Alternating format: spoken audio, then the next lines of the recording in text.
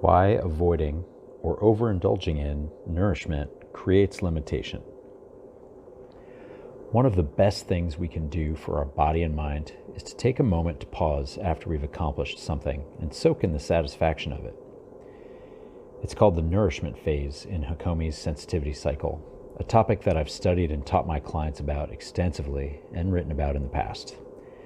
The best way for the body to move and grow in a healthy way is to continually cycle through all four aspects of the sensitivity cycle: insight, effective action, nourishment, and rest and relaxation. Each of us has places within this cycle we thrive and others we avoid, do poorly, or don't even know exist, blocking this healthy flow and leading to a variety of problems that manifest either physically, mentally, emotionally, or spiritually. While each phase of the cycle has its own potential challenges, I want to focus specifically on nourishment here. To review, nourishment comes directly after action. It's that feel-good moment after we've finished something that allows us to process that, yes, we've done a good job. Think about eating the exact right thing when you're extremely hungry. Nourishment is the moment that comes after the bite when you savor how good it tastes and how it feels immediately replenishing. Without actively engaging the nourishment phase of the cycle, we miss the chance for our body and mind to enjoy the fruits of our labor.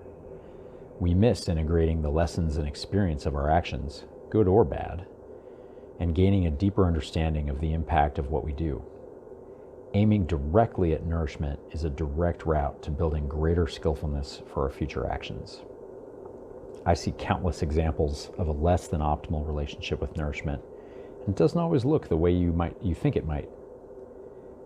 When the nourishment phase is not actively developed, it's usually due to one of two challenges. One, simply not seeing that it's available. Certain human systems have developed a limited ability to feel satisfaction. Someone in this camp is likely experiencing a nourishment barrier that has some version of, I have to do everything myself, or there's no support or nourishment available, as a significant mindset. They may have a more active response of self-reliance and independence, handling everything on their own and being reluctant to ask for help, even if it's just a simple ask away. And I'm raising my hand here as a card-carrying member of the Self-Reliant Club. They may simply keep themselves too busy to take the time to soak in the satisfaction of achievement. Or there might be a more passive, less busy-looking challenge of feeling low energy or deflated, and of the mindset that there's just no help or satisfaction available. Either way is organized around the same perspective. Nourishment isn't available because you either can't perceive it or take in what's available. Number two, being a bliss junkie. Now, this one can be tricky. So much of our lives and what we value is centered on the pursuit of happiness and satisfaction.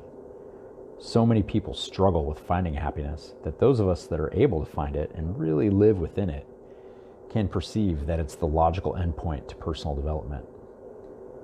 This nourishment challenge is basically spending too much time in this phase and not moving on.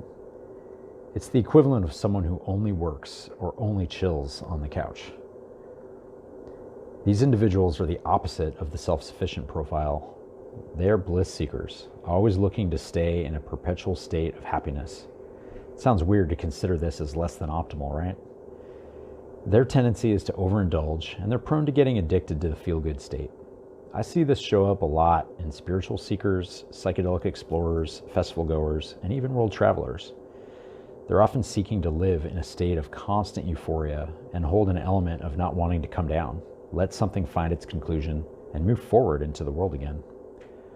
While feeling good, feels good, this nourishment barrier presents itself when a person resists leaving this state.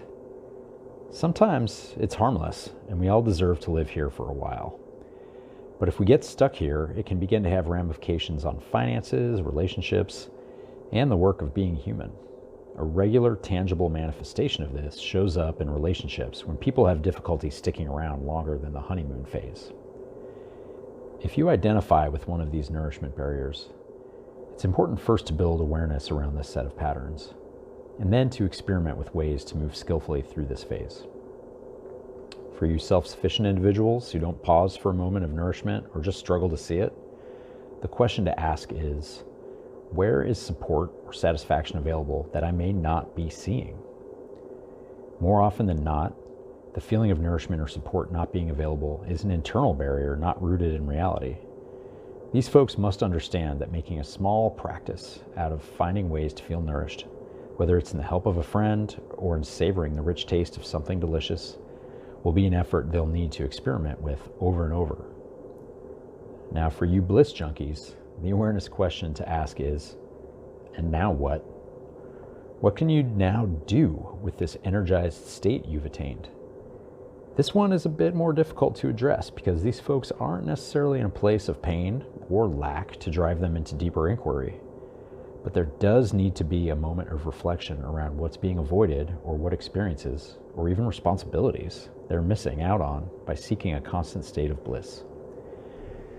If this resonates with you and you think you may be facing one of these nourishment challenges in your life, reach out, comment below, fire away with questions. I'd love to provide some ideas to set you on a more harmonious, balanced, and self-aware path.